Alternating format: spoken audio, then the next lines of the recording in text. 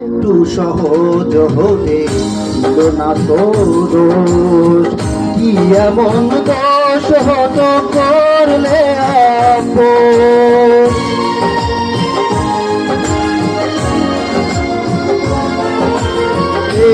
একটু সহজ হলে ছিল না তো দোষ, কি এমন দোষ হতো করলে আপন। যদি দুজনে ভুলে যেতাম সব অভিমান, কি এমন ক্ষতি ছিল বলো তাকে জানি, তুমিও ঘুমাতে পারোনি